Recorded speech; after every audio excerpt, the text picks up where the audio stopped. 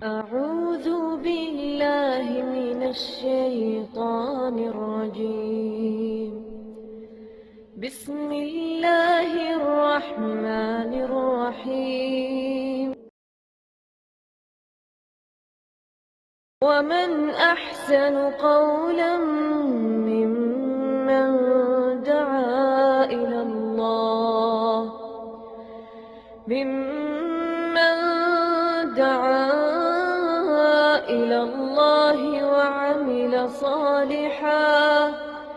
وعمل صالحا وقال إنني من المسلمين.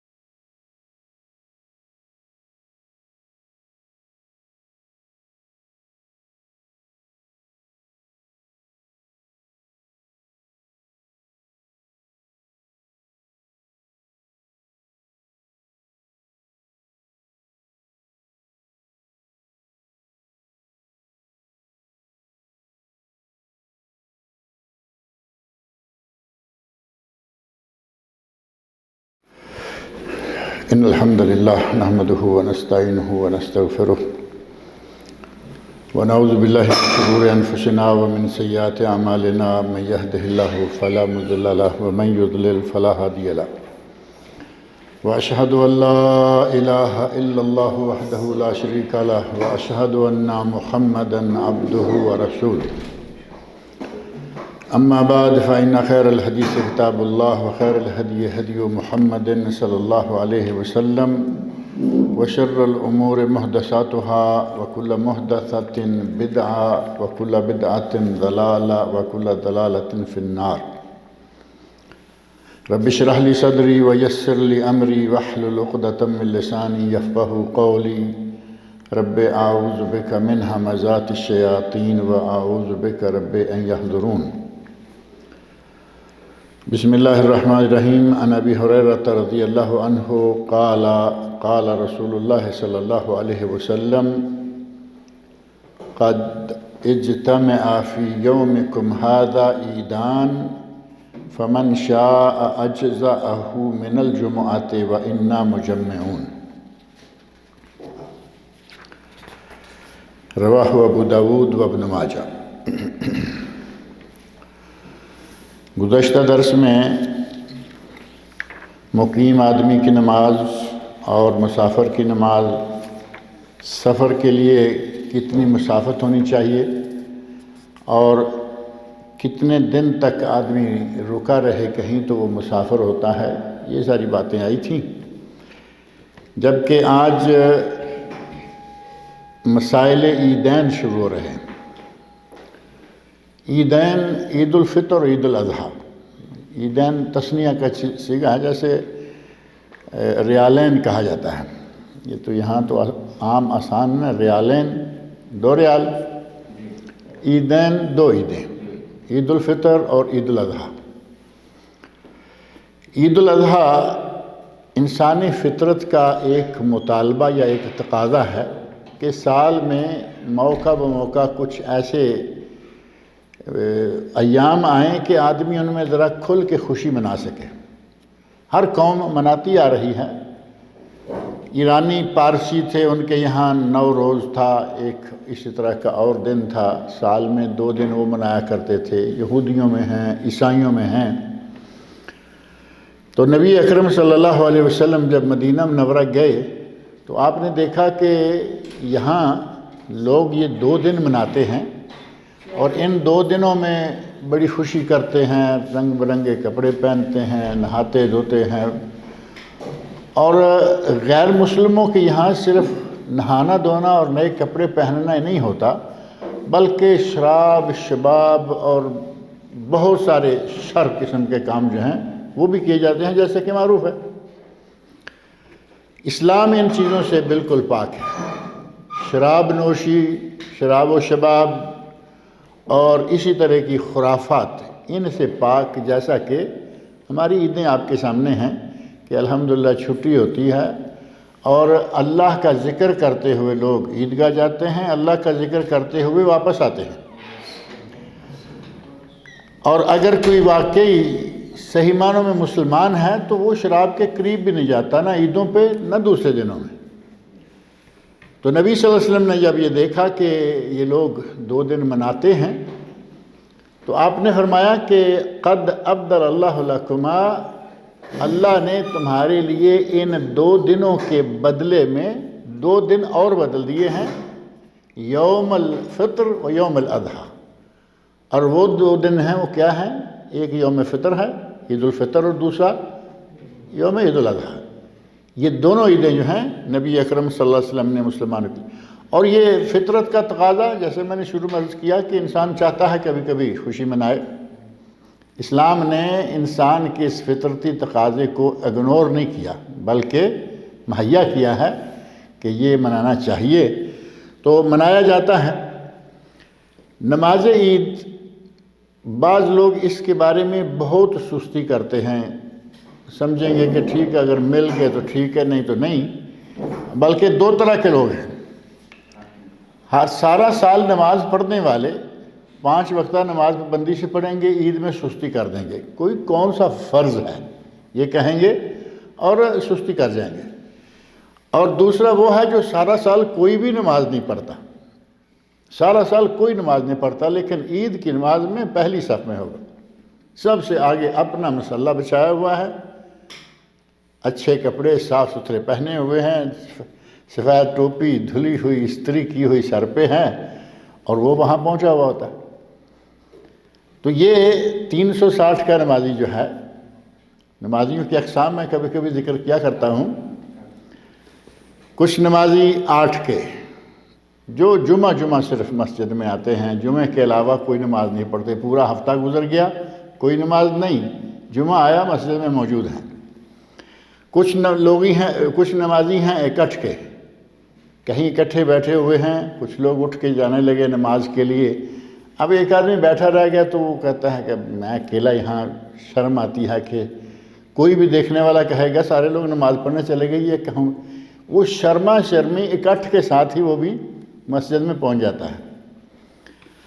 اور تیسرے نمازی ہیں کھاٹ کے، کھاٹ کا معنی چارپائی ہے نا، معروف ہے، وہ جنازے کی نماز میں صرف شرکت کرتے ہیں، اگر کوئی مر گیا تو اس کی نماز جنازہ میں پہنچتے ہیں، اور وہ بھی کوئی اس لیے نہیں کہ ثواب ہوگا اجر ہوگا، اسے وہ قیراتان کا پتہ ہے، نہیں، وہ اس لیے کہ اسے معلوم ہے آج میں ان کے کسی کے جنازے میں شامل نہیں ہوں گا تو کل ان میں سے کوئی میرے باپ کے جنازے میں یا میرے کسی عزیز کے جنازے میں نہیں آئے۔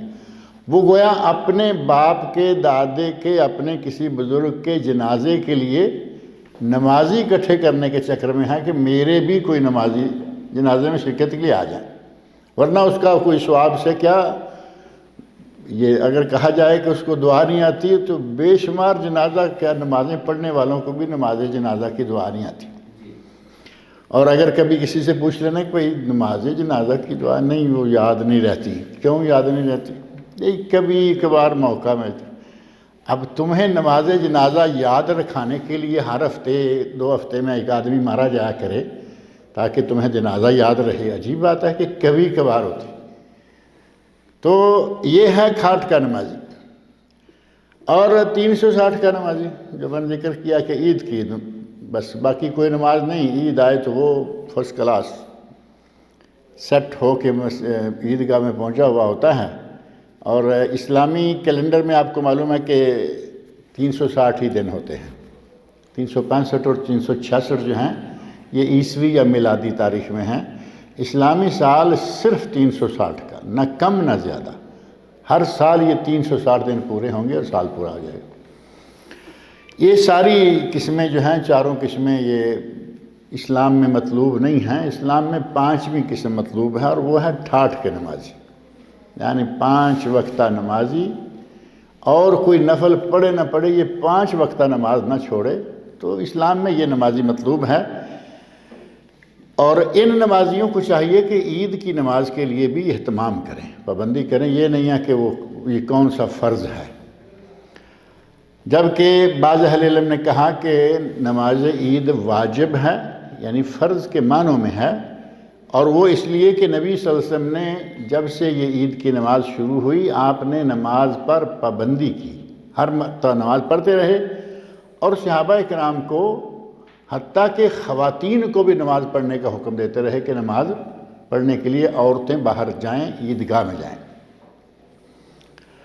چنانچہ صحیح بخاری اور صحیح مسلم میں حضرت ام عطیہ رضی اللہ تعالی عنہ بیان کرتی ہیں، امرنا رسول اللہ صلی اللہ علیہ وسلم ان نخرجہن من فی الفطر والاضحیٰ، ہمیں یعنی خواتین کو نبی صلی اللہ علیہ وسلم یہ حکم دیا کرتے تھے کہ ہم عورتوں کو، جو نوجوان عورتیں ہیں اور وہ جو ایسی عمر میں ہیں کہ جن کو ماہواری منتھلی پیریڈ آتا ہے وہ ہیں، اور وہ عورتیں جو کہ بہت پردہ دار ہیں، ان سب کو عید کے لیے عیدگاہ جانے کے لیے ساتھ لے کے جائیں۔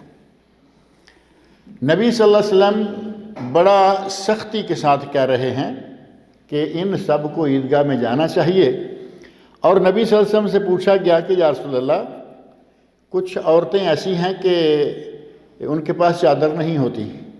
دیکھیں اس زمانے میں کپڑے کا، پانی کا، مختلف چیزوں کا کتنا اکال تھا۔ کہا کہ کچھ عورتیں ایسی ہیں کہ ان کے پاس ایسی چادر نہیں ہے کہ وہ باہر نکل سکیں، گھر کے اندر ہیں، چھوٹا موٹا جو کپڑا موجود ہے سطر ناپے ہوئے۔ تو نبی صلی اللہ علیہ وسلم فرماتے ہیں کہ تم میں سے کسی کو چاہیے کہ وہ اپنی بہن کو اپنی چادر میں ساتھ لپیٹ کے لے آئے، یعنی ایک چادر کو یا تو دو عورتیں اوپر ڈال لیں یا اپنی بہن کو کوئی چادر مہیا کر دے اور وہ ان کو ساتھ لے کے آ جائے۔ اتنا سختی کے ساتھ خواتین کو حکم دیا جا رہا ہے، تو کیا مردوں کے لیے کھلا چھوڑ دیا کہ جاؤ جاؤ نہ جاؤ نہ جاؤ؟ یقیناً مردوں کے لیے بھی یہی حکم، بلکہ اس سے بھی زیادہ سختی کے ساتھ ہے۔ فرمایا لِتُلْبِسَهَا أُخْتَهَا مِنْ جِلْبَابِهَا، اسے چاہیے کہ اپنی بہن کو اپنے پردے میں اور اپنا پردہ اڑا کر لے آئے۔ اور نماز عید کا وقت کیا ہے؟ ہمارے یہاں معروف ہے کہ عید الفطر ہو تو اس کو کافی لیٹ کر دیتے ہیں، عید الاضحیٰ ہو تو اس کو تھوڑا جلدی پڑھتے ہیں۔ عید الاضحیٰ کو جلدی پڑھنے میں کیا فلسفہ ہے کہ قربانی کرنی ہے، جا کے کام کرنا ہے، اس لیے جی چلو پہنچو۔ اور عید الفطر کا کیا ہے کہ آتے ہوئے سیویاں کھانی ہیں، جا کے بھی سیویاں حلوہ کھانا ہے، اس میں لیٹ ہو جائے گی تو کوئی بات نہیں۔ جبکہ نبی صلی اللہ علیہ وسلم نے ہمیشہ ان عیدوں کو بہت ہی جلدی پڑھا۔ ہمارے یہاں بعض لوگ اعتراض کرتے ہیں کہ یہ عرب لوگ کیا سورج نکلتے ہی نماز پڑھ دیتے، جبکہ صحیح معنوں میں عیدوں کا وقت دونوں کا سورج نکلنے کے بعد شروع ہو جاتا ہے۔ صلاۃ الاشراق جو ہے وہی عید کا وقت ہے، تو اس کے لیے اتنا زیادہ تاخیر کرنا، انتظار کرنا، پھر ہم نے اپنے ماحول میں دیکھا ہے کہ سنتے بھی ہیں، سارے لوگ عیدگاہ میں اکٹھے ہو چکے ہیں لیکن ابھی ایک صاحب نہیں آئے، گاؤں کا چیئرمین نہیں آیا، گاؤں کا نمبردار نہیں آیا، فلاں حاجی صاحب نہیں آئے، فلاں چور صاحب نہیں آئے، ان کے لیے سارے لوگ بیٹھے ہوئے۔ وہ آئیں گے تو عید شروع ہوگی، وہاں تاخیر ہو جائے تو ہوتی رہے لیکن ان کی شرکت جو ہے اس کو لازمی قرار دیا جاتا ہے۔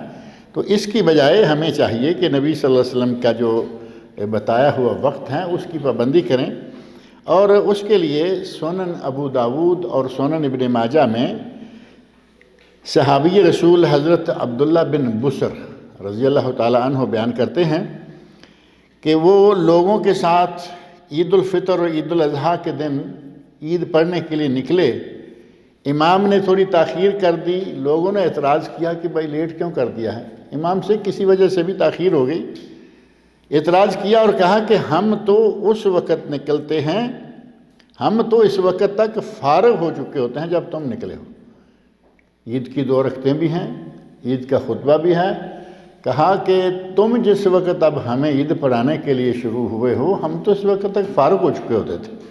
یعنی نبی صلی اللہ علیہ وسلم کے صحابہ نبی صلی اللہ علیہ وسلم کے ساتھ جب عید پڑھتے تو اتنا کافی وقت صبح ہوتا کہ جس وقت تم نکل کے آ رہے ہو اس وقت ہم فارغ ہو چکے ہوتے۔ اس سے پتہ چلتا ہے کہ عید کی نماز کا وقت جو ہے وہ سورج نکلنے کے فوراً بعد شروع ہو جاتا ہے، اور کوشش کر کے اس کو جلدی ادا کر لینا چاہیے۔ یہ دلیل ہے اس بات کی، اور بلا وجہ اس کو متاخر کرنا، بلا وجہ لیٹ کرتے جانا کسی نہ کسی کے انتظار میں، وہ ٹھیک نہیں ہے۔ اور عید کے لیے جیسا کہ معروف ہے کہ نہ اذان ہے، نہ اقامت ہے، نہ اعلان ہے۔ اعلان سے مراد کیا ہوگا؟ اذان اقامت تو معروف ہے نا، نماز کے لیے اذان کہی جاتی ہے، جماعت کے لیے اقامت کہی جاتی ہے۔ تو ایک ہے اذان، جیسے سورج گرہن ابھی اتفاق سے آج صبح تھا، سورج گرہن کے لیے نماز ہے صلاۃ الکسوف اور صلاۃ الخسوف، جو ہم پچھلے ہفتے اس کا سلسلہ جو ہے وہ پڑھ چکے ہیں۔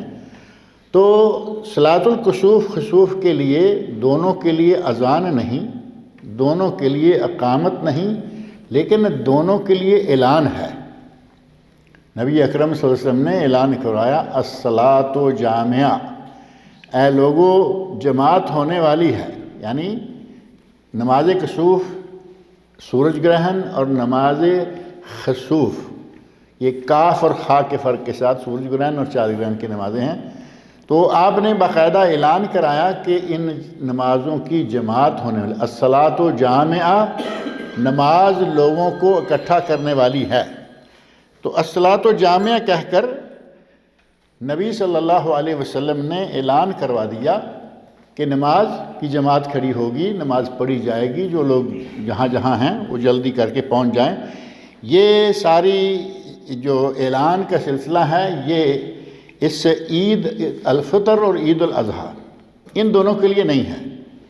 نہ اذان ہوگی، جب اذان نہیں ہوگی تو ظاہر ہے کہ اقامت بھی نہیں ہوگی، نہ اذان نہ اقامت اور نہ ہی اعلان۔ صحیح بخاری اور صحیح مسلم میں حضرت ابن عباس رضی اللہ عنہما اور حضرت جابر بن عبداللہ انصاری رضی اللہ عنہما بیان کرتے ہیں کہ عید الفطر یا عید الاضحیٰ کے لیے اذان نہیں کہی جایا کرتی تھی۔ صحابی جب کہے نا کہ نبی صلی اللہ علیہ وسلم کے عہد مبارک میں کوئی کام نہیں کیا جایا کرتا تھا تو وہ شریعت ہو گیا ہمارے لیے، کیا جایا کرتا تھا تو وہ سنت ہو گیا، وہ بھی شریعت ہو گیا۔ اب یہ دونوں صحابی کہہ رہے ہیں کہ نبی صلی اللہ علیہ وسلم کے عہد مبارک میں عیدوں کے لیے اذان نہیں کہا جایا کرتی تھی۔ اور بخاری و مسلم میں ہی ایک اور حدیث ہے جس میں حضرت جابر بن عبداللہ انصاری رضی اللہ عنہ فرماتے ہیں کہ عید فطر کی نماز کے لیے کوئی اذان نہیں ہے، امام کے نکلنے پر نہ اس کے بیٹھ جانے اور پہنچ جانے پر، یعنی امام سامنے آیا اس وقت نہیں آ کے بیٹھ گیا، کوئی نہیں، اقامت نہیں، کوئی اعلان نہیں اور کوئی شے نہیں۔ مطلب یہ کہ اذان، اقامت، اعلان یا کسی بھی طرح کا کوئی ذریعہ ایسا کہ جس سے لوگوں کو اکٹھا کیا جا سکے، ایسی کوئی چیز عیدوں کے لیے نہیں ہے۔ اور نماز عید کی رکعتیں اور اس میں تکبیریں، رکعتوں میں تو میرا خیال ہے کہ ہمارے یہاں کوئی اختلاف نہیں ہے۔ رکعتوں میں تو پاکستان، انڈیا، بنگلہ دیش، عرب، غیر عرب، ساری دنیا میں سب کو معلوم ہے کہ رکعتیں تو عید کی دو ہی ہیں، عید الفطر کی بھی 2 رکعتیں اور عید الاضحیٰ کی بھی 2 رکعتیں۔ البتہ اگر تھوڑی سی بات یہ کہیں کہ ایک یہ ہے کہ کچھ لوگ عید پر جا کے شروع میں کوئی نفل کو سنت کو 2 رکعتیں پڑھتے ہیں، نبی صلی اللہ علیہ وسلم سے ایسا کرنا ثابت نہیں ہے۔ اور عید کی نماز سے فارغ ہو کر اگر امام نے خطبہ شروع کر دیا اور کوئی اٹھ کے سنتیں وغیرہ پڑھنا چاہے جیسے جمعہ کے لیے ہوتا ہے تو وہ بھی ثابت نہیں۔ عید کی 2 رکعتوں کے علاوہ آگے پیچھے کوئی دوسری نماز جو ہے وہ ثابت نہیں ہے، یہ ہے صرف 2 رکعتیں۔ لیکن تکبیروں میں اختلاف ہے۔ ہمارے یہاں پاکستان، انڈیا میں خاص طور پر جو فقہ حنفی کو فالو کرنے والے لوگ ہیں ان کے نزدیک تکبیر پہلی رکعت میں اور دوسری رکعت میں ملا کے کل کتنی ہیں؟ 6 تکبیریں، 6 تکبیریں ہیں، جبکہ صحیح احادیث سے یہ پتہ چلتا ہے، حسن درجے کی احادیث سے، کہ نبی صلی اللہ علیہ وسلم نے 12 تکبیریں کہیں۔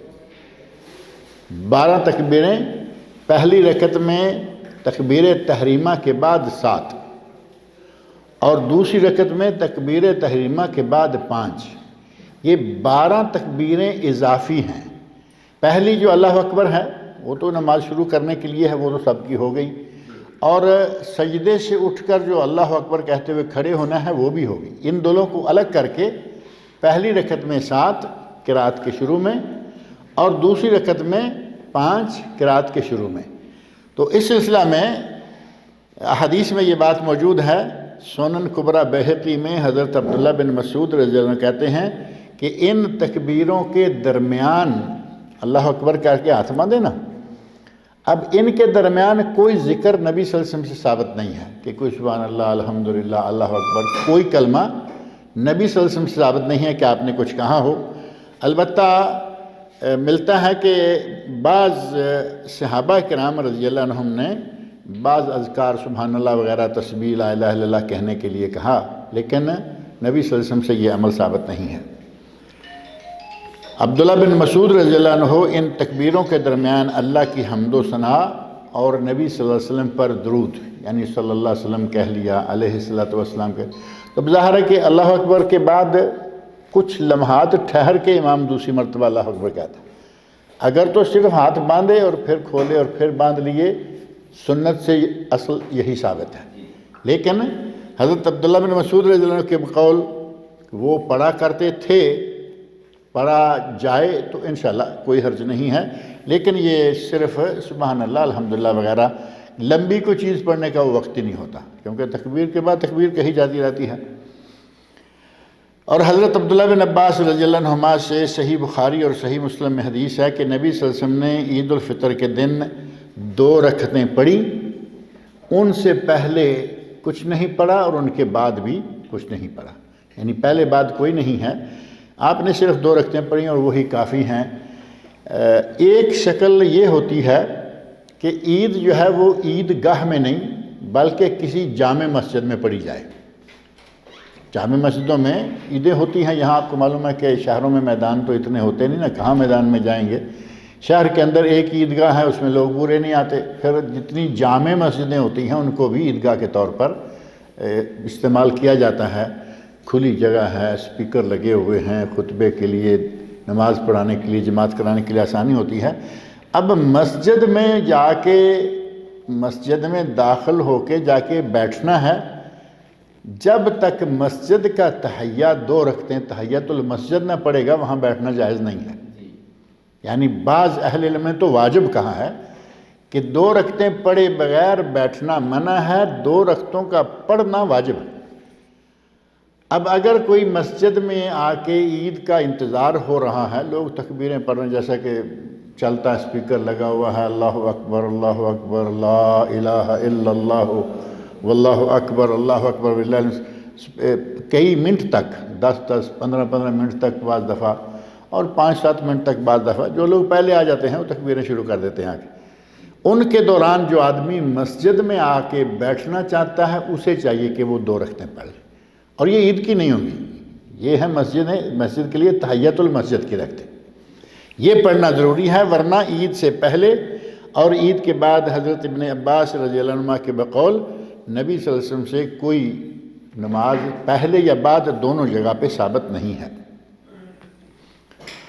اور حضرت عبداللہ بن عمر رضی اللہ عنہما، جن کے بارے میں معروف ہے کہ وہ نبی صلی اللہ علیہ وسلم کے سنتوں کے بہت ہی سختی کے ساتھ پیروکار تھے، نبی صلی اللہ علیہ وسلم کی سنتوں کو وہ چھوڑنے کو تیار نہیں، کبھی کوئی سنت پتہ چل گیا کہ یہ سنت ہے اس پہ وہ عمل کیا کرتے تھے، اور انہی سے یہ ثابت ہے کہ وہ عید کی جب تکبیریں ہوتی تھیں تو جتنی مرتبہ اللہ اکبر کہا جاتا اتنی مرتبہ وہ ہاتھ اٹھاتے تھے، رفع دین کرتے تھے۔ یعنی حضرت عبداللہ بن عمر رضی اللہ عنہ پر رفع دین کرنا صحابہ کرام میں، تابعین میں، اہل علم میں معروف ہے کہ وہ سنت نہ ہوتی تو یہ کام نہ کرتے، وہ کرتے تھے، تو معنی یہ ہوا کہ یہ سنت ہے، کرنا چاہیے، رفع دین ہر تکبیر کے ساتھ کہنی چاہیے۔ علامہ ابن قیم رحمۃ اللہ علیہ نے اپنی کتاب زاد المعاد میں اس بات کی صراحت کی ہے کہ وہ کیا کرتے تھے۔ اسی طرح حضرت عائشہ رضی اللہ تعالی عنہ ام المومنین سے سنن ابو داود اور سنن ابن ماجہ میں ایک حدیث ہے حسن درجے کی کہ نبی صلی اللہ علیہ وسلم نے نماز فطر اور نماز اضحیٰ میں پہلی رکعت میں 7 اور دوسری رکعت میں 5 تکبیریں کہیں، اور جو رکوع کی تکبیرات ہیں یا تکبیر انتقال جس کو کہتے ہیں، ایک رکن سے دوسرے کی طرف جانا، رکوع کی تکبیر یا سجدے سے اٹھ کے دوسری رکعت کے لیے وہ تکبیر الگ ہے۔ یہ 12 تکبیریں 7 اور 5 یہ ہیں تکبیرات زوائد، ان کو تکبیرات زوائد کا نمازوں میں یہ نہیں ہوتی، تو یہ زیادہ نبی اکرم صلی اللہ علیہ وسلم نے عید میں کہیں۔ تو تکبیرات زوائد کی تعداد جو ہے وہ ابو داؤد ابن ماجہ میں حسن درجہ کی حدیث سے ام المومنین حضرت عائشہ رضی اللہ عنہا سے مروی 12 ہیں، اور حضرت عبداللہ بن عمر بن عاص رضی اللہ تعالیٰ عنہ بیان کرتے ہیں کہ نبی صلی اللہ علیہ وسلم نے ارشاد فرمایا التکبیر فی الفطر 7 فی الاولی۔ اب یہ وہ تو حضرت عائشہ رضی اللہ عنہ کا بیان ہے اور یہ نبی صلی اللہ علیہ وسلم کا اپنا ارشاد ہے۔ التکبیر فی الفطر 7 فی الاولی، نماز عید الفطر میں پہلی رکعت میں 7 تکبیریں ہیں، و5 فی الآخرہ، اور 5 دوسری رکعت میں ہیں، والقراءۃ بعدہما کلتیہما، اور تکبیروں کے بعد دونوں رکعتوں میں تکبیروں کے بعد قرات ہے۔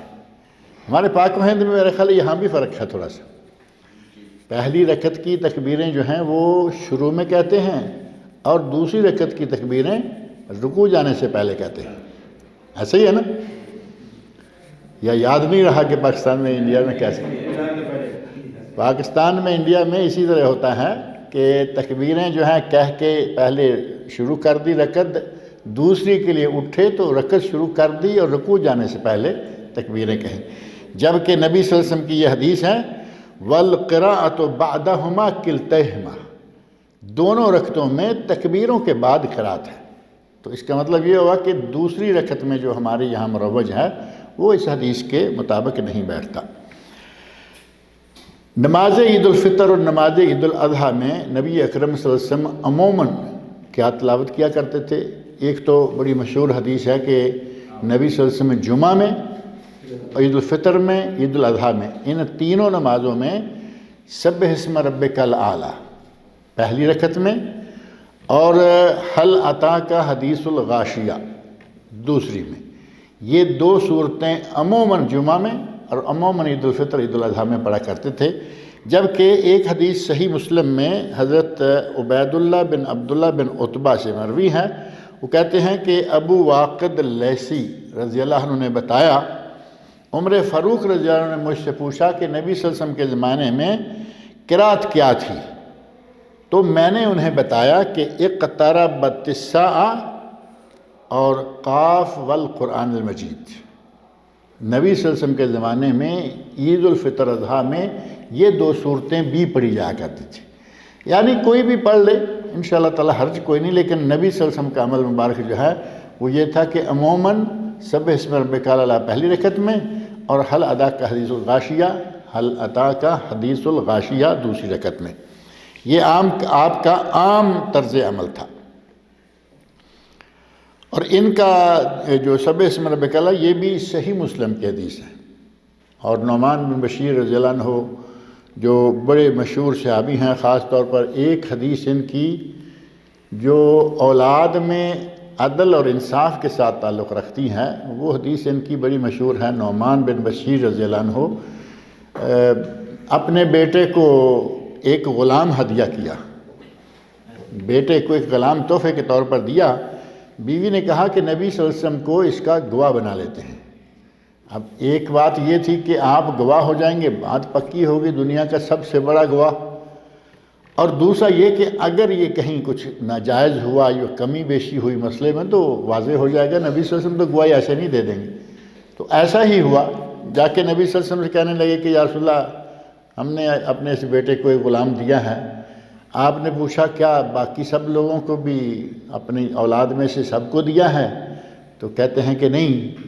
تو آپ نے مختلف الفاظ ہیں احادیث میں، ایک میں یہ ہے کہ میں ظلم کا گواہ نہیں ہو سکتا، میں ظلم کا گواہ نہیں ہو سکتا کہ 4-6 بچے ہیں ان میں سے ایک کو دے رہے ہو اور دوسروں کو محروم کر رہے ہو، یہ زیادتی ہے۔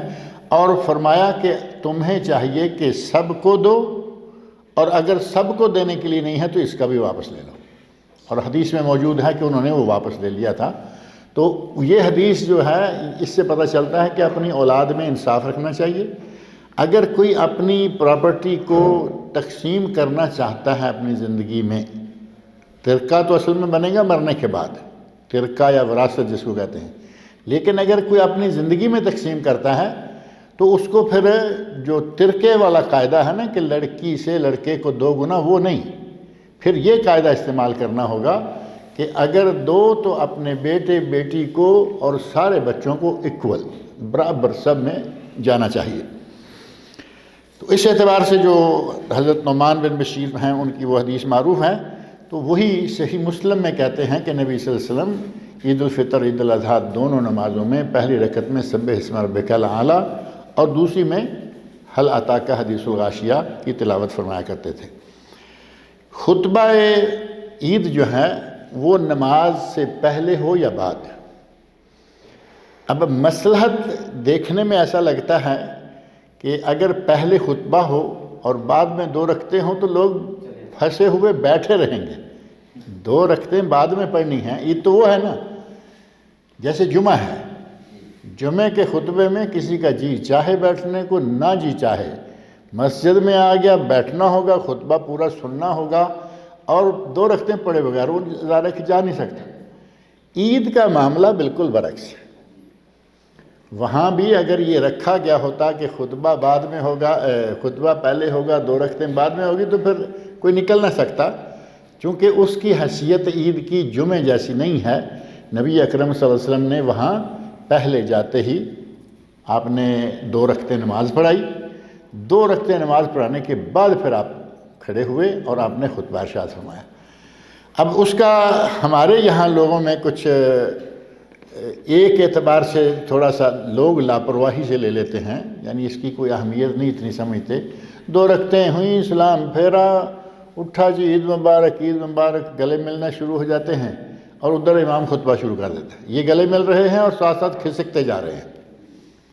چاہیے تو یہ ہے کہ خطبے کو سنیں، جب خطبہ مکمل ہو امام دعا مانگے گا، اس دعا میں شریک ہوں، دعا میں شریک ہونے کے بعد جائیں، لیکن بس وہ پتہ نہیں کیا جلدی ہوتی ہے، فوراً اٹھے، اور گلے ملنے کا رواج بھی ایسا بن چکا ہے کہ اس کو فرض قرار دے گئے لوگوں نے، ملے بغیر ایسے لگتا ہے کہ جیسے عید ہی نہیں ہوئی، جبکہ ایک کمرے میں رہتے ہیں، ایک کمرے میں 2 آدمی رہ رہے ہیں، کٹھے اٹھے، کٹھے باری باری نہا کے اسی ایک حمام سے نکلے، ایک ہی گاڑی میں بیٹھ کر عیدگاہ گئے، کٹھے مصلے بچھا کے نماز پڑھی، جیسے سلام پھرا عید مبارک عید مبارک، یہ گلے ملنا یہ شرعاً اس اعتبار سے ثابت نہیں ہے۔ اور ہمارے لوگوں نے پھر شعر بنا رکھے ہیں جی رسم دنیا بھی ہے، موقع بھی ہے، دستور بھی ہے، تو یہ پھر رسم دنیا موقع اور دستور ہی ہے، سنت نہیں ہے۔ نبی صلی اللہ علیہ وسلم سے صحابہ سے اس طرح کا ملنا ثابت نہیں ہے۔ تو خطبہ جو ہے وہ نماز عید کے بعد ہوتا ہے، کوئی رہے نہ رہے، کوئی بیٹھے نہ بیٹھے۔ بعض اوقات بعض لوگوں نے یہ کوشش کی کہ ہم اس کا الٹ کر لیں، جمعے کی طرح پہلے ہم اس میں خطبہ رکھیں، لیکن اس کو قبول نہیں کیا گیا کہ جو سنت کے مطابق عمل ہے صرف اسی پہ عمل ہونا چاہیے۔ صحیح بخاری اور صحیح مسلم میں حضرت ابن عباس رضی اللہ عنہما کہتے ہیں، میں عید کے مواقع پر نبی صلی اللہ علیہ وسلم کے ساتھ، حضرت ابوبکر صدیق رضی اللہ عنہ کے ساتھ، اور حضرت عمر فاروق رضی اللہ عنہ، اسی طرح حضرت عثمان غنی رضی اللہ عنہ، ان سب کے ساتھ رہا۔ کان رسول اللہ صلی اللہ علیہ وسلم و ابو بکر و عمر یصلون العیدین قبل الخطبہ، نبی صلی اللہ علیہ وسلم دونوں عیدوں کی نمازیں جو ہیں وہ خطبے سے پہلے پڑھا کرتے تھے۔ یہاں 3 نام آئے ہیں، یہ بات پہلے بھی ایک دن میں نے کہی تھی کہ ان کے ہی نہیں کئی دیگر احادیث آتی ہیں، ان میں کئی دیگر صحابہ کہتے ہیں میں نبی صلی اللہ علیہ وسلم کے ساتھ رہا، میں ابو بکر صدیق کے ساتھ رہا، عمر فاروق کے ساتھ رہا، عثمان غنی کے ساتھ رہا رضی اللہ عنہم، اور یہاں آ کے بات ختم کر دیتے ہیں، حالانکہ خلفاء 4 ہیں، 3 کے نام لیتے ہیں، چوتھے کا نہیں لیتے۔ اس کی کیا وجہ ہے؟ ایک دن میں نے یہاں ذکر کی تھی یہ بات، حضرت علی رضی اللہ عنہ 4تھے خلیفہ ہیں، اور وہ اپنا دارالخلافہ مدینہ منورہ کی بجائے کہاں لے گئے تھے؟ کوفہ لے گئے تھے، بغداد کوفہ عراق میں لے گئے تھے۔ اس وجہ سے ہر صحابی یہ نہیں کہتا کہ میں ان کے ساتھ رہا، کیونکہ وہ دوسری جگہ چلے گئے، ساتھ کسی کا اتنا ان کی خلافت کے وقت ان کا ساتھ نہیں بنا تو وہ پھر ذکر نہیں کرتے. ایسا نہیں ہے کہ انہیں کوئی حضرت علی رضی اللہ عنہ سے کوئی تکلیف ہے یا کوئی مسئلہ، ایسا نہیں ہے، صرف اس وجہ سے. اور صحیح بخاری و مسلم میں حضرت عبداللہ بن عمر رضی اللہ عنہ بیان کرتے ہیں، جیسے حضرت ابن عباس کہتے ہیں نا کہ میں نے نبی صلی اللہ علیہ وسلم کے ساتھ ابو بکر، عمر، عثمان رضی اللہ عنہم کے ساتھ میں رہا، اور وہ سارے کے سارے جو ہیں پہلے 2 رکعتیں پڑھتے عیدین کی اور بعد میں خطبہ دیتے. ایسے ہی حضرت ابن عمر کی حدیث صحیح بخاری و مسلم میں ہے، وہ کہتے ہیں کہ نبی صلی اللہ علیہ وسلم، ابو بکر، عمر اور عثمان، بلکہ حضرت عبداللہ بن عمر رضی اللہ عنہ نے حضرت عثمان کا ذکر بھی نہیں کیا، 2 کا ذکر کیا کہ ابو بکر صدیق، عمر فاروق رضی اللہ عنہما، اور ان سے پہلے نبی اکرم صلی اللہ علیہ وسلم عیدین کی نماز خطبے سے پہلے پڑھا کرتے تھے، پہلے 2 رکعتیں اور بعد میں خطبہ، جیسا کہ یہ معروف ہے. اور کبھی کبھی ایسا ہو جاتا ہے کہ عید کا دن اور جمعہ کا دن اکٹھے ہو جاتے ہیں. یہاں ایسا ہو رہا ہے نا کبھی کبھی. یہاں عربوں میں جب ایسا ہوتا ہے کہ عید جمعہ اکٹھے ہو گئے تو کوئی مسئلہ نہیں، کبھی کہیں کوئی پریشانی سننے میں نہیں آئی، بلکہ لوگ خوش ہیں. آج جمعہ بھی ہے، آج عید بھی ہے، اور واقعتاً خوشی کا موقع ہے. نبی صلی اللہ علیہ وسلم کی حدیث ہے، میں نے بالکل سٹارٹ میں جو حدیث پڑھی تھی نا، وہ حدیث اسی موضوع کی ہے کہ نبی صلی اللہ علیہ وسلم نے تو ایسا کوئی نہیں کہا کہ یہ ہوگا وہ ہوگا. ہمارے یہاں پاک و ہند کے مسلمانوں میں ایک طبقہ بہت بڑا ایسے لوگوں کا ہے جو سمجھتے ہیں کہ عید اور جمعہ اگر ایک دن میں اکٹھے ہو جائیں تو یہ حکومت کے لیے بھاری ہے. اب حکومت کے لیے بھاری، پتہ نہیں کیا وزن حکومت پہ آ کے پڑتا ہے. یعنی سمجھتے ہیں کہ حکومت بدل جائے گی، حکومت کا تختہ الٹ جائے گا، حکومت تباہ ہو جائے گی، یہ ہو جائے. یہ پتہ نہیں کہاں سے بات آ گئی. عید اور جمعہ دونوں مبارک دن ایک اکٹھے ہو جائیں، ایک دن میں آ جائیں تو ڈبل مبارک ہو گیا یا نہیں؟ بجائے اس بات کو کہ اس کو ڈبل مبارک مانگیں، دوہری مبارک فرصت مانگے، دوہرا مبارک تہوار مانیں، کہتے ہیں جی یہ حکومت پر بھاری ہے، یعنی حکومت کی ٹانگیں ٹوٹ جائیں گی. کبھی سننے میں بھی نہیں آیا یہ. اب یہاں دیکھو ہوتا رہتا ہے، موقع بموقع عید جمعہ اکٹھے ہوتے ہیں، وہاں بھی اکٹھے ہوتے ہیں. کبھی کبھی ایسا سننے میں آیا کہ شاید عید جمعہ اکٹھے آ رہے تھے، حکومتوں نے رویت حلال کو آگے پیچھے کیا کہ یہ 2 دن ایک دن میں اکٹھے نہ ہوں. تاریخ پوری کیلنڈر کی اس کو ہلا دیا. انتہائی عجیب بات ہے، بلکہ احمقانہ بات ہے. نبی اکرم صلی اللہ علیہ وسلم کے زمانے میں ایسا ہوا، حضرت عبداللہ بن زبیر رضی اللہ عنہ کے زمانے میں ایسا ہوا، اور باقاعدہ اس کے بارے میں فقہ اسلامی میں مسائل موجود ہیں کہ جمعہ اور عید اکٹھے ہو جائیں تو جمعہ کا حکم کیا ہے، عید کا حکم کیا ہے، اور کیا کرنا ہے. لیکن اس کی پرواہ نہیں، اس کو بھاری قرار دے کے عجیب سا رویہ اختیار کیا جاتا ہے.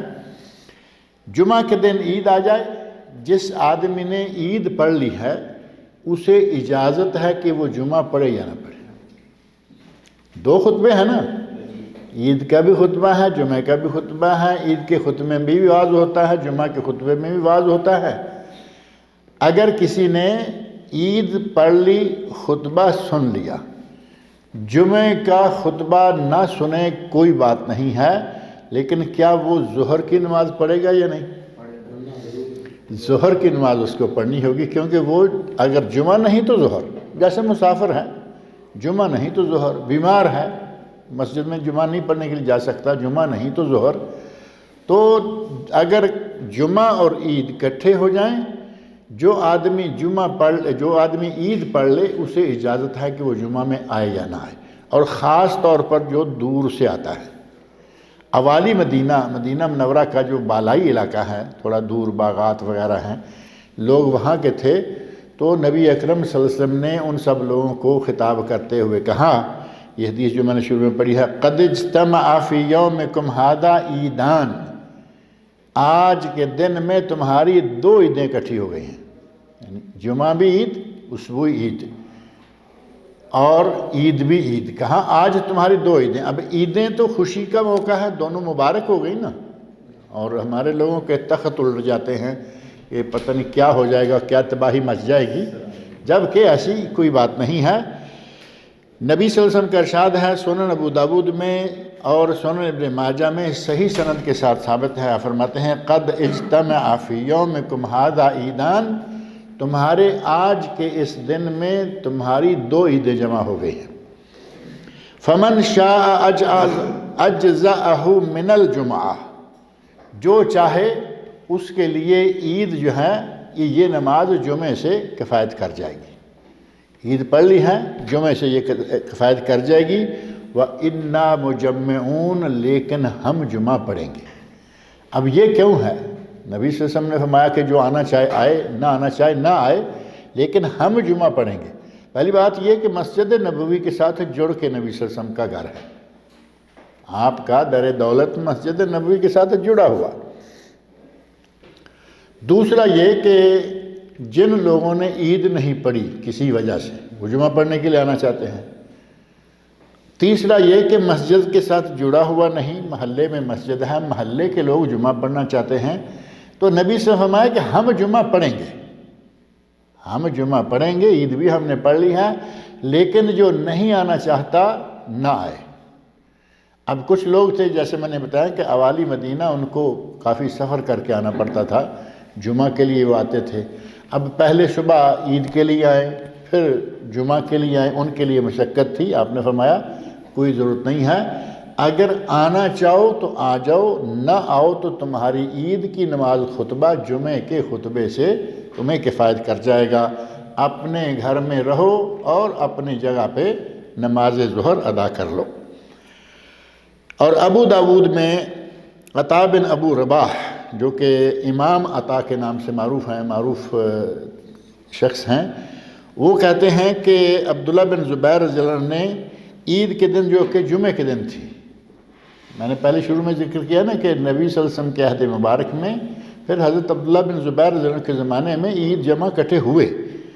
عید جمعہ حضرت عبداللہ بن زبیر کے زمانے میں جمع ہو گئے تو انہوں نے دن کے پہلے حصے میں عید پڑھا دی، ظاہر کہ سورج نکلنے کے ساتھ ہی عید کی نماز کا وقت ہو جاتا ہے، عید پڑھا دی۔ پھر کہتے ہیں کہ ہم جمعے کے لیے آئے۔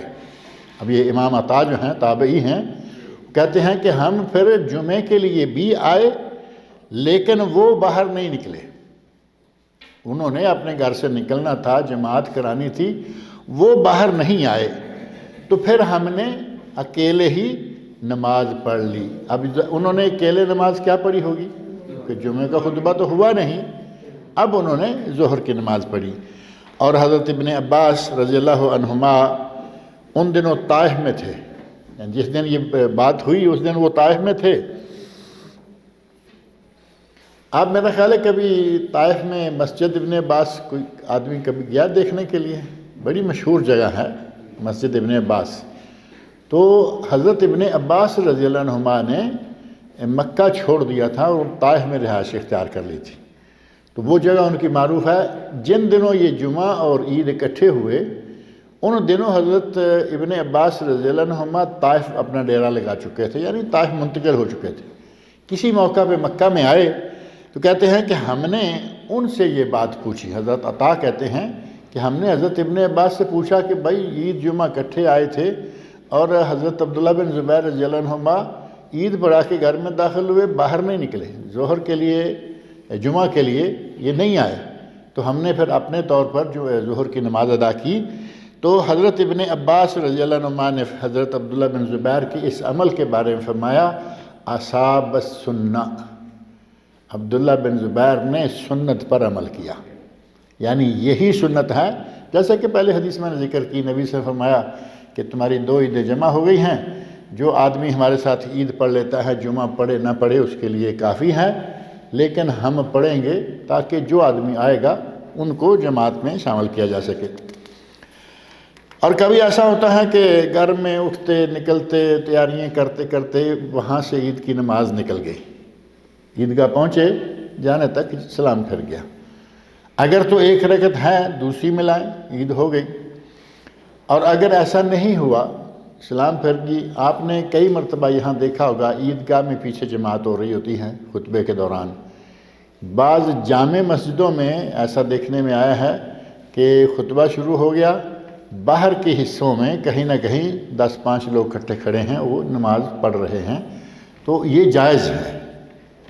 عید کی نماز قضا ہو جائے تو اس کو بعد میں ادا کرنا جائز ہے، کی جا سکتی ہے۔ صحیح بخاری میں معلقاً، امام بخاری نے سند کے بغیر تعلیقاً ذکر کیا، لیکن امام بخاری رحمۃ اللہ علیہ کا انداز یہ ہے کہ جسے سند کے بغیر ذکر کریں اور پورے جزم کے ساتھ کہہ دیں کہ فلاں نے یہ کہا ہے، تو وہ سند کے اعتبار سے صحیح حدیث ہوتی ہے۔ اور سنن کبریٰ بیہقی میں بھی یہ حدیث موجود ہے۔ حضرت عبید اللہ بن ابو بکر رضی اللہ رحمۃ اللہ علیہ، جو کہ حضرت انس بن مالک رضی اللہ عنہ جو خادم رسول ہیں ان کے پوتے ہیں۔ حضرت انس بن مالک خادم رسول تو معروف ہے نا، جنہوں نے 10 سال تک نبی صلی اللہ علیہ وسلم کی خدمت کی، اور وہی ہیں جو نبی صلی اللہ علیہ وسلم کے اخلاق عالیہ کے بہترین شاہد ہیں۔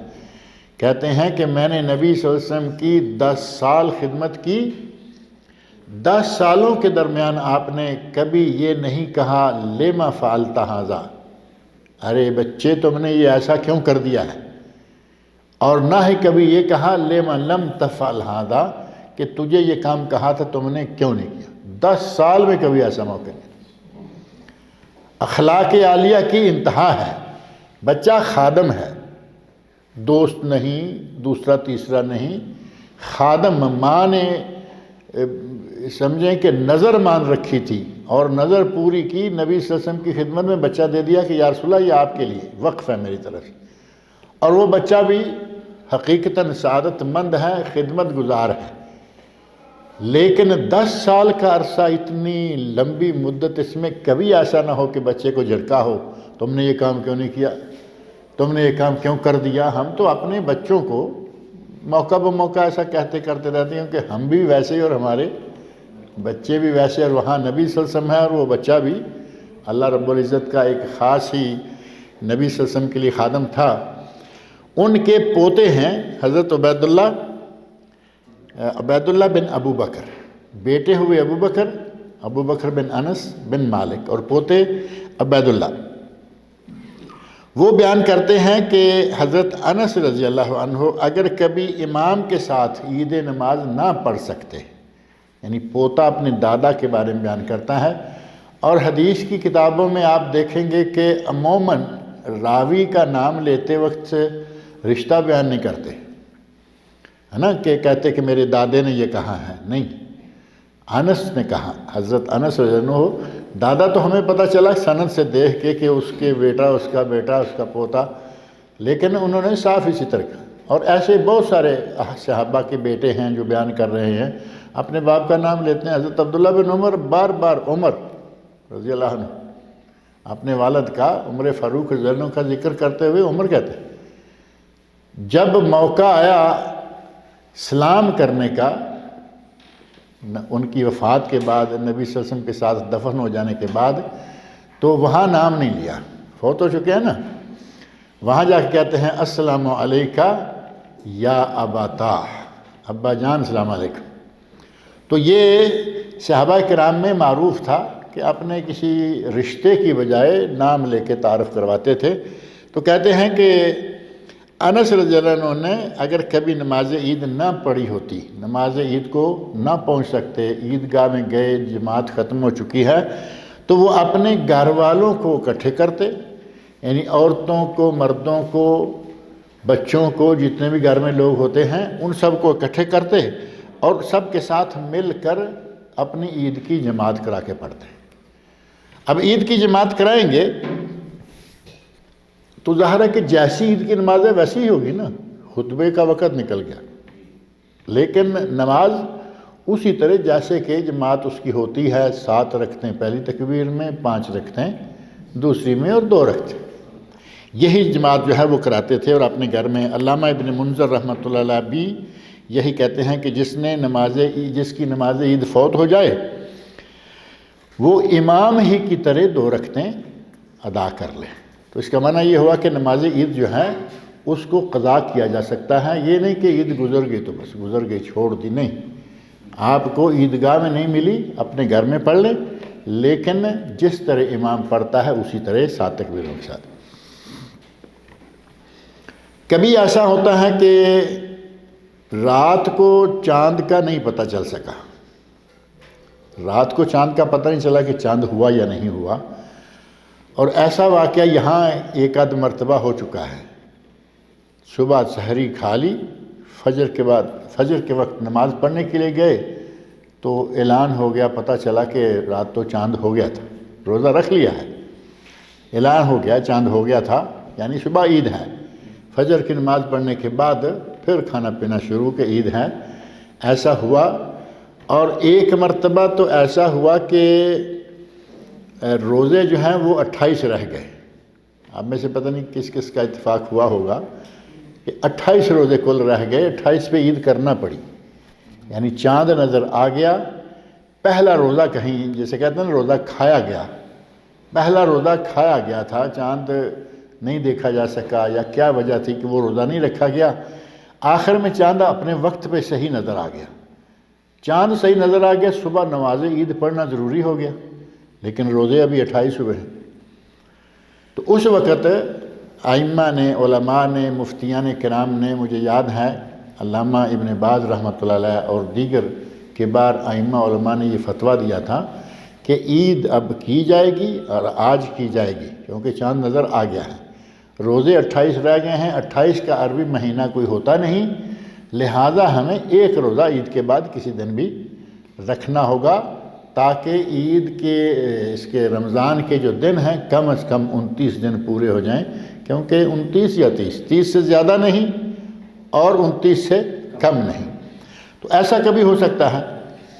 ایک مرتبہ نبی صلی اللہ علیہ وسلم کے عہد مبارک میں ایسا بھی ہوا کہ دیر کے بعد دن بھی چڑھ گیا، روزہ رکھے ہوئے ہیں لوگ، اور اس کے بعد کسی نے آ کے خبر دے دی، ظہر کے قریب یا ظہر کے بھی بعد، زوال کے بعد کوئی کاروان آیا، انہوں نے کہا کہ ہم نے چاند رات دیکھا تھا۔ اب چاند دیکھنا، کاروان آنا، کاروان مسلمان ظاہر کہ وہ صحابہ کرام ہیں نبی صلی اللہ علیہ وسلم کے سامنے جو آ کے بات کر رہے ہیں، صحابہ کرام کی گواہی کو آپ نے رد نہیں کیا کہ ابھی تو ہم نے آدھا دن روزے کا رکھ لیا ہے، نہیں، سب کو حکم دے دیا کہ روزہ افطار کر لو، لیکن چونکہ زوال کا وقت گزر چکا ہے اس لیے عید آج نہیں پڑھی، بلکہ فرمایا کہ عید ہم کل پڑھیں گے، کیونکہ عید کی نماز کا وقت تو سورج نکلنے کے بعد ہے نا، زوال کے بعد ظہر کے بعد تو عید نہیں ہوتی۔ تو ایسا ہو سکتا ہے روزہ ختم کر دیں، لیکن یہ نہیں ہے کہ اب عصر کے وقت آپ عید پڑھ رہے ہیں، عید کو اگلے دن پہ ڈال دیں۔ ابو داؤد اور ابن ماجہ میں اس موضوع کی حدیث ہے، حضرت ابو عمیر بن انس اپنے چچاؤں سے یعنی والد چچے جو ہیں وہ سارے صحابہ ہیں، ان سے بیان کرتے ہیں کہ ایک قافلے والے رسول اللہ صلی اللہ علیہ وسلم کے پاس آئے اور انہوں نے زوال کے وقت یا زوال کے بعد آ کے خبر دی کہ ہم نے تو گزشتہ روز چاند دیکھ لیا تھا۔ اب جب صحابہ کرام نے آ کے کہہ دیا کہ ہم نے تو چاند دیکھ لیا تھا تو نبی صلی اللہ علیہ وسلم نے صحابہ رضی اللہ عنہ کو حکم دے دیا اور فرمایا کہ تم روزہ افطار کر لو، لیکن ہم عید کل پڑھیں گے، یعنی عید جو ہے عید کے وقت میں ادا کی جائے گی۔ علامہ ابن منذر رحمۃ اللہ علیہ کا بھی فتویٰ یہی ہے کہ اگر زوال تک، ظہر تک پچھلی رات کے چاند کا پتہ نہ چل سکے تو عید اگلے دن پڑھو، لیکن روزہ اسی وقت افطار کر لو، کیونکہ عید کے دن روزہ رکھنا جائز نہیں ہے۔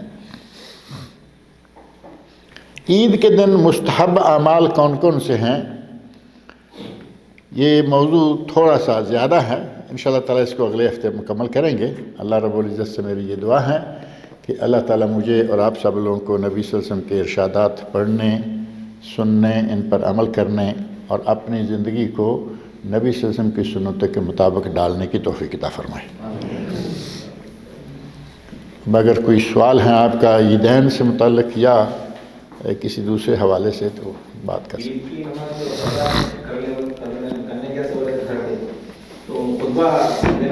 نہیں، خطبہ میں پہلے ذکر کیا ہے، شاید آپ اس وقت آپ آ رہے تھے، جلدی میں سنا نہیں، کہ خطبہ نہیں ہوگا، لیکن عید کی نماز 2 رکعتیں 12 تکبیروں کے ساتھ اس کو اپنے گھر میں اپنے گھر والوں کے ساتھ مل کر، حتیٰ کہ اکیلا بھی پڑھے تو وہ اسی طرح پڑھے جیسے کہ امام نے پڑھی ہے، لیکن خطبہ جو ہے وہ اب اکیلا یا 2-4 لوگ ہوں گے گھر والے تو اس میں خطبہ تو کیا ہوگا؟ دونوں عیدین میں 12 تکبیریں ہیں؟ نہیں، دونوں میں عیدین میں 12 تکبیریں، 7 اور 5، اس میں عید کے اور اس عید میں کوئی فرق نہیں ہے۔ اس میں صورتیں چینج کر سکتے ہیں؟ صورتیں میں نے ذکر کیا ہے کہ حدیثوں میں ہے 4 صورتوں کا ذکر آ گیا، اقتربت الساعہ اور نون والقرآن مجید یا قاف والقرآن مجید ہے، ہاں یہ دونوں صورتیں جو ہیں یہ 20 صحابی کہہ رہے ہیں کہ آپ نے پڑھی، اور اسی طرح قاف والقرآن مجید ہے اور اقتربت الساعہ۔ اور مشہور حدیث میں یہ بھی ہے کہ آپ جمعے کے وقت اور عید الفطر اور عید الاضحیٰ میں سبح اسم ربک الاعلیٰ اور هل اتاک حدیث الغاشیہ پڑھا کرتے تھے۔ 4 صورتوں کا ذکر مل گیا، لیکن اگر کوئی اور صورت پڑھتا ہے، کسی کو یہ چاروں میں سے کوئی نہیں آتی، کوئی بات نہیں، کوئی بھی قرآن کریم کی صورت پڑھ لے، جائز ہے۔ جیسا کہ باقی کئی مواقع پر یہ موجود ہے کہ نبی صلی اللہ علیہ وسلم فلاں نماز میں فلاں صورت پڑھا کرتے تھے، تو کسی کو نہیں آتی دوسری پڑھ لے۔ قرآن کریم کی صورت کہیں سے بھی پڑھے گا، کوئی بھی آیات پڑھے گا، ساری کی ساری خیر و برکت۔ شیخ صاحب تحیۃ المسجد کا آپ نے پڑھا کہ مسجد میں اگر پڑھیں تو تحیۃ المسجد پڑھیں گے، اور اگر کھلے میدان میں ہوں وہاں کوئی نماز نہیں ہوگی۔ کھلے میدان میں ہو یا عیدگاہ کھلا میدان ہی ہوتا ہے، لیکن پھر بھی وہ کھلا نہیں ہوتا، 4 دیواری لگی ہوئی ہوتی ہیں، وہاں جا کے پڑھیں گے تو وہاں پڑھنا منع ہے، وہاں جا کے بیٹھ جائیں۔ عید سے پہلے عید کے بعد کوئی نماز نہیں۔ یہ مسجد کی 2 رکعتیں جو ہیں تحیۃ المسجد، اگر جامع مسجد میں عید ہے تو وہ عید کی نہیں، وہ مسجد کی رکھتے ہیں، مسجد کا تحیہ ہے۔ آج کل کافی لوگ میڈیا پہ جو ہے نا جمعہ کی مبارکباد دینے لگے ہیں۔ ہاں، بہت اچھی بات ہے۔ جمعہ کی مبارک میڈیا کی برکت سے آئی ہے، یا جب تک یہ میڈیا نہیں تھا آپ نے کبھی سنا بھی نہیں ہوگا کہ کسی نے کہا ہو جمعہ مبارک۔ جب سے یہ میڈیا شروع ہوا اب کوئی نہ کوئی مبارک آئی رہتی ہیں، اور جمعے کی تو بہت زور شروع ہو گئی، بڑے خوبصورت توغرے، بڑے خوبصورت سین بنا بنا کے ان کے اندر جمعہ مبارک، اور سین بعض ایسے ہیں کہ وہ جو لائیو ہوتے ہیں نا، لائٹنگ دے رہے ہیں، اٹریکشن کے لیے لائٹنگ والے سین دے دے کہ ان کے اندر جمعہ تو مبارک جائے۔ جمعۃ المبارک تو ہے، لیکن جمعہ مبارک یعنی جمعہ مبارک جیسے عید مبارک کہتے ہیں، یہ سلف صالحین امت سے ثابت نہیں ہے۔ سلف صالحین تو دور کی بات ہے، یہ میڈیا سے پہلے ثابت نہیں ہے۔ میڈیا آیا، اس نے آ کے یہ آسانی کر دی کہ آپ ایک کلک سے سینکڑوں ہزاروں لوگوں کو یہ جمعہ مبارک کہہ سکتے ہیں، نہ کسی کو تکلیف نہ کچھ، بس ایک مرتبہ کلک کر دیا۔ اور ہمیں عادت ہے کہ ہم کسی مسئلے کی ٹو بھی نہیں کرتے، ٹھیک ہے ادھر سے آیا فارورڈ۔ اور کچھ چیزیں ایسی ہیں کہ ہمارے لوگوں نے باقاعدہ تاکید کر رکھی ہوتی ہیں، اگر آپ مومن ہیں، اب اپنے ایمان کو سنبھالنے کا مسئلہ بن جاتا ہے، کیا کریں، اگر آپ مومن ہیں تو شیئر کریں۔ کوئی کہتا ہے کہ آپ کے پاس جتنے بھی گروپ ہیں یا جتنے لوگ آپ کے موبائل میں ایڈڈ ہیں سب کو شیئر کریں۔ اب یہ پابندیاں لگانے کا اسے حق نہیں، اور ہم اس کے قبول کرنے کے ذمہ دار یا پابند نہیں ہیں۔ یہ چیزیں جو ہیں غلط ہیں، اور جو صحیح چیز ہے اس کو آپ چیک کر کے پوچھ کے شیئر کریں۔ الدال علی الخیر کفاعلہ، ثواب ہوگا شیئر کرنے کا، لیکن جائز اور صحیح۔ ایک بدعت ہے، ایک خرافات ہے، ایک ناجائز چیز ہے، اور آپ اس کو آگے بھیج دیں گے تو نبی صلی اللہ علیہ وسلم کی ایک حدیث ہے بڑی مشہور و معروف، من کذب علی متعمدا فلیتبوأ مقعدہ من النار۔ جو آدمی جان بوجھ کر مجھ پر جھوٹ بولے یا میری طرف کوئی جھوٹ منسوب کر دے، وہ اپنا ٹھکانہ جہنم بنا لے۔ متواتر حدیث کی جو اقسام ہیں ان میں سے جو حدیث قدسی صحیح سند سے ثابت ہو تو وہ اعلیٰ ترین، لیکن باقی احادیث میں سے سب سے قوی ترین حدیث متواتر ہوتی ہے، اور یہ متواتر حدیث ہے۔ اس سے اندازہ کیا جا سکتا ہے کہ ہمارے میڈیا میں جو ہم شیئر کرتے ہیں یا پوسٹ کرتے ہیں، شیئر پوسٹ کرنے سے پہلے 1000 بار سوچیں کہیں ایسا تو نہیں کہ ہمارے اوپر وہ حدیث نہ فٹ ہو جائے جس میں آپ نے فرمایا کہ میری طرف جھوٹ منسوب کرنے والا اپنا ٹھکانہ جہنم بنا لے، تو یہ بہت ہی خطرناک بات ہے۔ میڈیا سے تعلق رکھنے والے لوگوں کو خاص طور پر اس حدیث کو سامنے رکھنا چاہیے۔ آپ نے پوچھ لیا، تحقیق کر لی، چیک کر لیا، حدیث صحیح ہے، معاملہ ٹھیک ہے، مسئلہ ٹھیک ہے، شیئر کیجئے۔ لیکن اگر اس کا نہ سر ہے نہ پیر ہے، صرف آپ نے دیکھا کہ بڑا خوبصورت فوٹو، لائٹیں جل رہی، رنگ نکل رہے، بھیجو، تو یہ گناہ میں شریک ہو جانے والی بات ہوگی۔ کسی وجہ سے اگر عید کی نماز جیسے امام سلام کرتے ہیں اس وقت آ کے جوائن کیے، بہتر یہ ہے کہ وہ نماز جو ہے پوری پڑھ لے، دارے کی جوائن کیا ہے آ کے، اس کے بعد اٹھے گا تو وہ اسی طرح نماز پڑھے گا، نماز پڑھ لے۔ نہیں، میں نے کہا کہ جب وہ آ کے جوائن ہوا تحیات میں، تو جیسے عید پڑھی جاتی ہیں اٹھ کے وہ اسی طرح پڑھے، 7 تکبیریں پہلی رکعت میں، 5 دوسری میں، کیونکہ وہ چاہے اکیلا ملا ہے یا اس کے ساتھ کچھ لوگ ہیں، عید کی نماز قضا ہوئی ہے، جس طرح قضا ہوئی ہے اسی طرح اب اس کو پورا کرنا ہے، اور وہ طریقہ کار یہی ہے کہ 12 تکبیروں کے ساتھ وہ اٹھ کے پڑھیں۔ اتحیات ملا ہے الحمدللہ، عید کا تھوڑا سا حصہ مل گیا۔ 29 سے کم نہیں، 30 سے زیادہ نہیں، عربی مہینہ جی سفر کرتا ہے، جیسے یہاں سے اس نے اس کے کبھی 31 بھی ہو جاتے ہیں اور کبھی 28 بھی۔ 28 کا حل تو آ گیا نا، 31 کا بھی علامہ ابن باز رحمۃ اللہ کا فتویٰ ہے کہ ایک آدمی یہاں سے نکلا اور وہ گیا اپنے انڈیا پاکستان میں۔ انڈیا پاکستان میں ایک دن بعد ہے نا یا پہلے ہے؟ ایک دن بعد ہے۔ اب یہاں سے وہ 28 روزے پورے کر کے گیا، یہاں 29 پہ عید ہو جانا تھی، ایک روزہ اور رکھتا، وہاں گیا تو 29 ہو گیا، یہاں عید ہو گئی، وہاں کے لوگوں کا روزہ ہے، اس کو وہاں کے لوگوں کے ساتھ روزہ رکھنا ہوگا۔ 30 ہو گئے، یہاں روزے رکھتا تو روزے 30 ہوتے، یہ 28 29 رکھ کے یہاں سے انڈیا یا پاکستان چلا گیا، بنگلہ دیش چلا گیا، اور یہاں چونکہ ایک دن پہلے رکھا تھا، انہوں نے 30 کیے، وہاں 31واں ہو گیا، لوگوں کے ساتھ اسے وہاں وہ روزہ رکھنا ہوگا۔ یہ نہیں ہوگا کہ سارے لوگ روزے سے ہیں اور یہ اکیلا عید منا رہا ہے، تو کیا عید کیا ہوگی اس کی؟ گھر والے سارے روزہ رکھے ہوئے ہیں، یہ اکیلا ہی کپڑے پہن کے گھومتا پھرے گا۔ تو نبی صلی اللہ علیہ وسلم کا ایک ارشاد ہے، الفطر یوم یفطرون، عید الفطر اس دن ہے جس دن سارے مسلمان، یعنی جو لوگ جس علاقے میں ہیں سارے لوگ عید الفطر منائیں، والاضحیٰ یوم یضحون، اور قربانی یا عید قربان اس دن ہے جس دن سارے لوگ عید قربان کریں۔ یہ تو نہیں ہے نا کہ ایک آدمی سفر سے آیا تو اسے روزے کم و بیش ہیں، وہ اپنی عید منا رہا ہے، سارے لوگ عید منا رہے ہیں اور وہ روزہ رکھے ہوئے ہیں کم کی شکل میں، یعنی وہاں سے یہاں آتا ہے تو ایک دن کم رہ جاتا ہے نا۔ یہاں والوں نے 29 پہ آ کے عید کر لی، 30 پہ آ کے کر لی، اور اس کے ابھی ایک روزہ کم ہے، یہ کہے کہ صبح میں تو روزہ رکھوں گا، لوگ عید منا رہے ہیں، نہیں۔ قربانی کے دن جو ہیں وہ 10 سے لے کے 13 ہیں، 10 سے لے کے 13 دن تک قربانی کی احادیث ملتی ہیں، کیونکہ ایام تشریق کے بارے میں حدیث ہے، نبی صلی اللہ علیہ وسلم فرماتے ہیں کل ایام تشریق ذبح اکل و شرب و ذبح، ایام تشریق کھانے پینے اور ذبح کرنے کے دن ہیں۔ ایام تشریق ہوتے ہیں 11 12 اور 13 ذوالحج، یہ 3 دن ہیں، اور چوتھا کون سا ہو گیا؟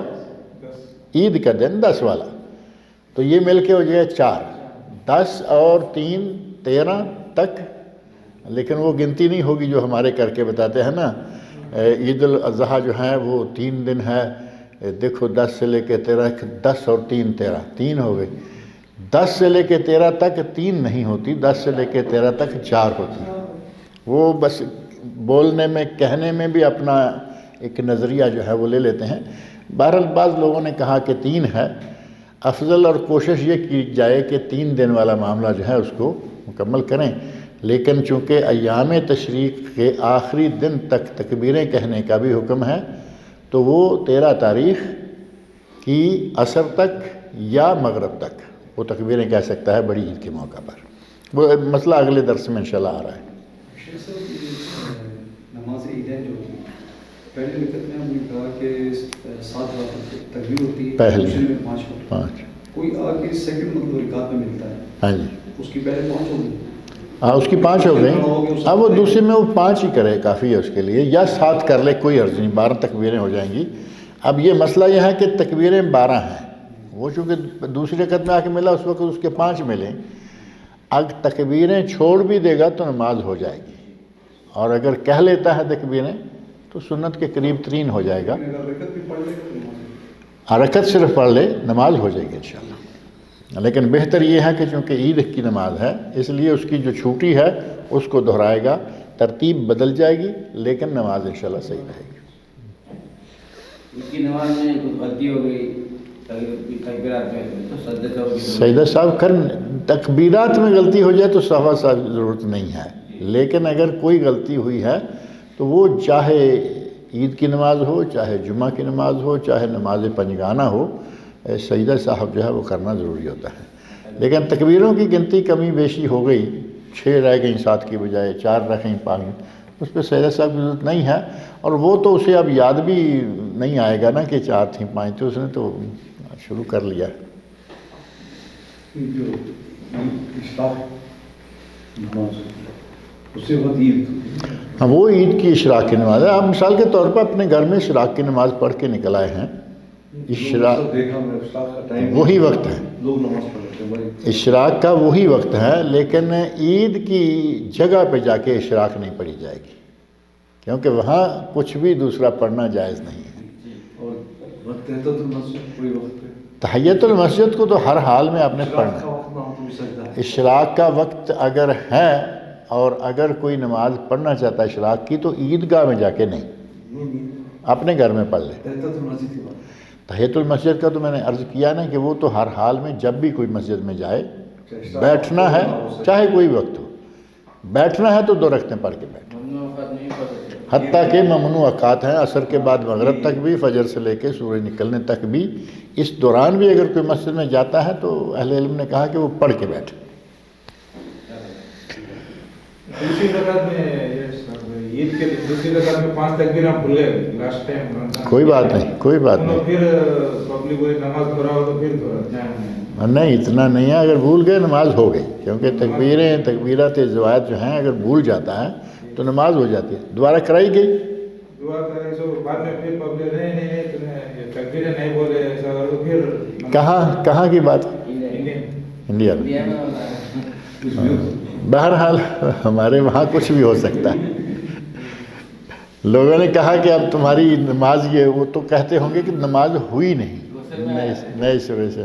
تو وہ بیچارے امام صاحب بھی ڈرتے ہوئے کہتے ہوں گے ماں کوئی گلے نہ پڑ جائے ہم ایسا کریں.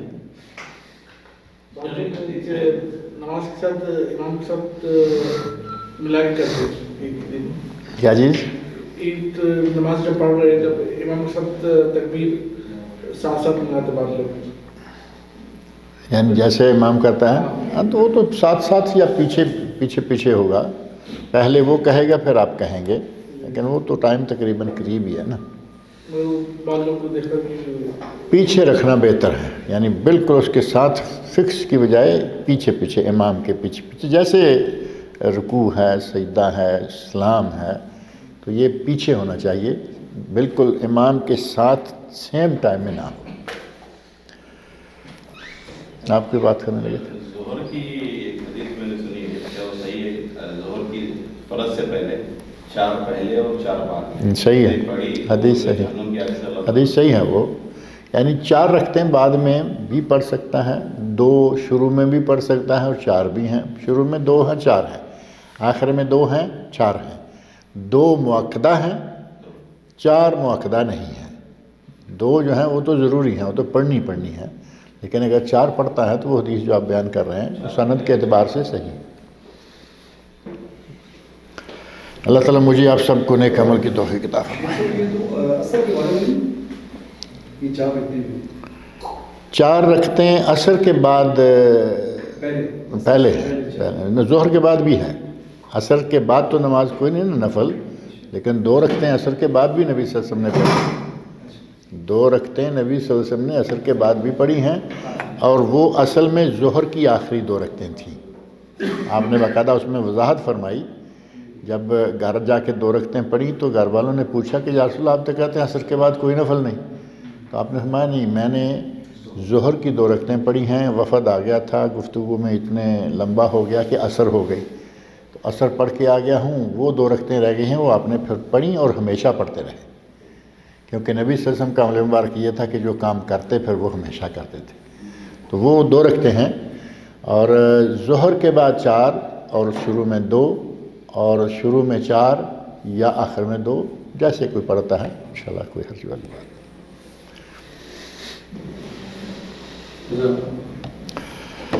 حیاکم اللہ.